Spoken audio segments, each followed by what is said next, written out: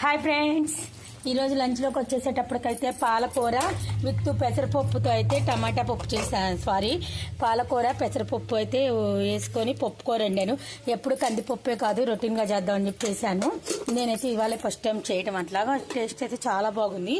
Next వచ్చేసేటప్పటికి white rice, ఇక ఇందులో వచ్చేసేటప్పటికి పెరుగు అనమాట. ఇదేమో పచ్చి పులుసు పెట్టాను, మా పాప అడిగిందని చెప్పేసి. ఇక ఇప్పుడైతే రైస్లోకి అయితే వేడిగా అయితే పకోడీ వేసుకుంటున్నాం నంచుకోవడం కోసం అని చెప్పి. 4-5 ఉల్లిపాయలు అయితే కట్ చేసుకొని పచ్చిమిరకాయలు బాగా పొడవుగా కట్ చేసాము. అందులో గరం మసాలా, రుచికి సరిపడా ఉప్పు, కారం, అల్లం చిన్నుల్లిపాయల పేస్టు అన్నీ అయితే వేసి కలిపాము. టేస్ట్ అయితే చాలా బాగుంది. చూడండి ఫ్రెండ్స్, ఇలా వస్తుంది. వేసిన తర్వాత అయితే పకోడీ చాలా చాలా కలర్ఫుల్గా ఉంది. ఇప్పుడు వేడి అన్నంలోకి అయితే అది తింటూ ఎంజాయ్ చేస్తూ ఉంటే ఎక్సలెంట్గా ఉంటుంది. అందులోని పాలకూర పప్పుకి ఇంకా బాగుంటుంది టేస్ట్. ఇదిగోండి, మా పిల్లలు అయితే అన్నం తిని ఒక రౌండ్ నిద్ర కూడా పోయి లేచి క్యారమ్స్ ఆడుతున్నారు. మాకైతే అన్నం తినబుద్ధి కాక నేనైతే మధ్యాహ్నం నుంచి తినలేదు, ఎండలకు తినబుద్ధి కాక.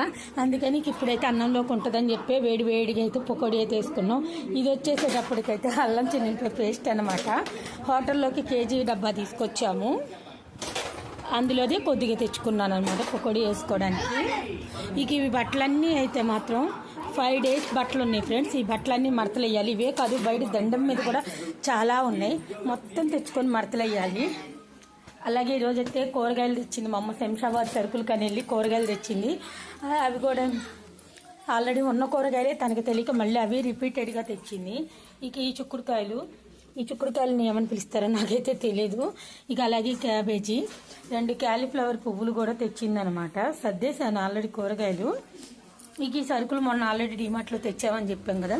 ఇంకా కొన్ని అయితే మర్చిపోయాము, అవి కొన్ని అయితే బయట విడిగా తీసుకొచ్చారు ఈయన. మీరైతే please video like and subscribe.